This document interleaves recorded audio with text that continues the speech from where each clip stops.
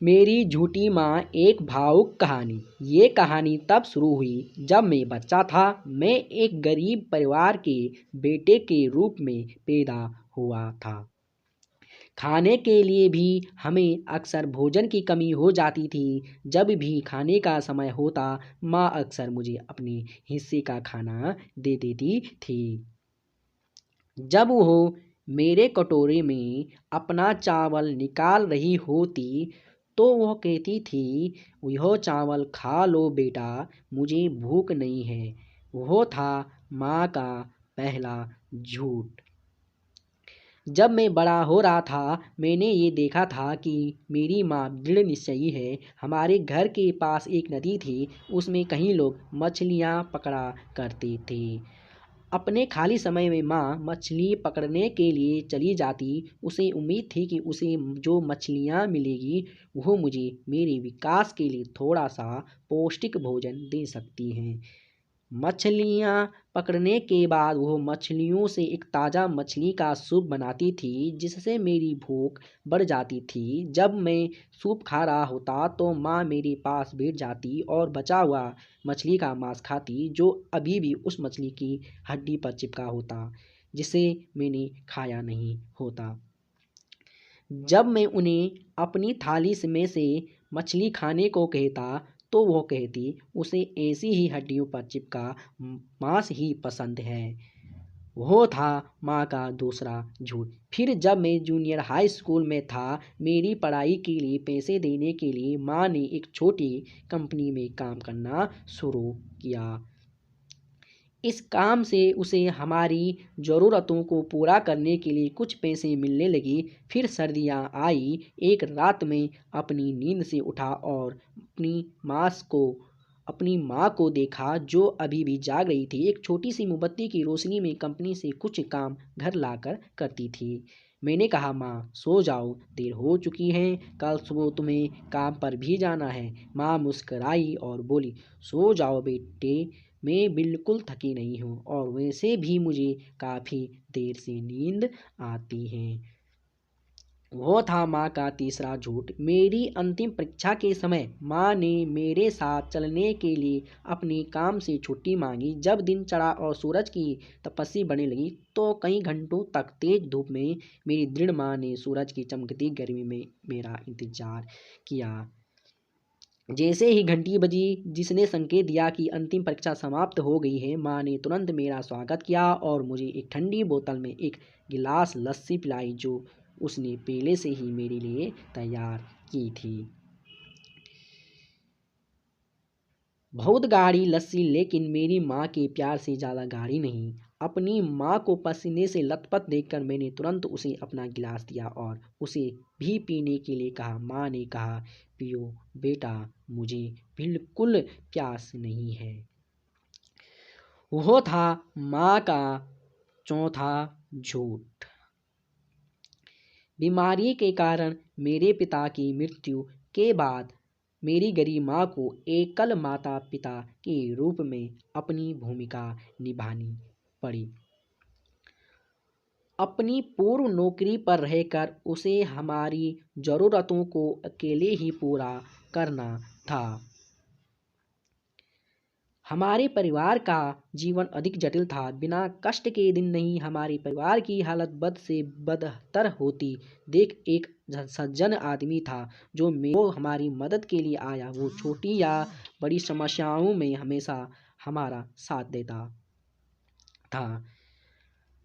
हमारे बगल में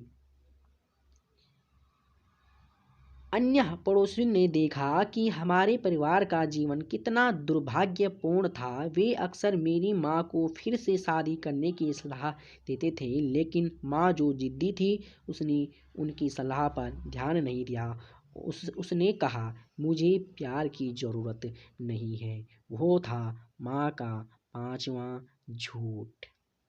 जब मैंने अपनी पढ़ाई पूरी की और फिर नौकरी पा ली तो मेरी बूढ़ी माँ के सेवानिवृत्त होने का समय आ गया था, लेकिन वो ऐसा नहीं चाहती थी।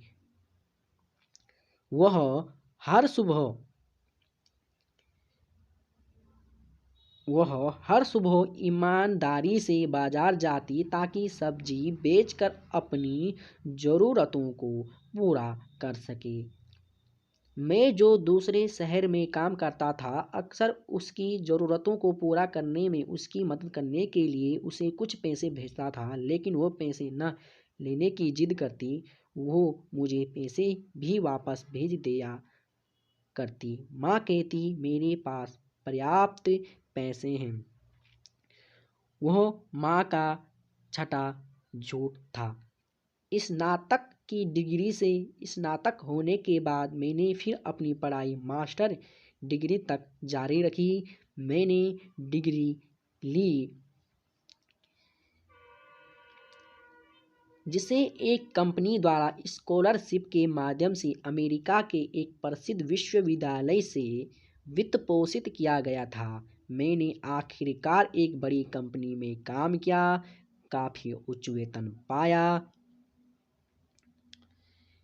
मैंने अपनी माँ को अमेरिका में अपने जीवन का आनंद लेने के लिए ले जाने का इरादा जाहिर किया, लेकिन मेरी प्यारी माँ अपने बेटे को परेशान नहीं करना चाहती थी। उसने मुझसे कहा, मुझे इसकी आदत नहीं है, मैं वहाँ नहीं रह पाऊँगी, मेरा मन नहीं लगेगा वहाँ। वह था माँ का सातवां झूठ। वृद्धावस्था में प्रवेश करने के बाद माँ को पेट का कैंसर हो गया और उन्हें अस्पताल में भर्ती कराना पड़ा। मैं जो मीलों दूर और समुद्र के उस पार रहता था, सीधे अपनी प्यारी माँ से मिलने घर आया।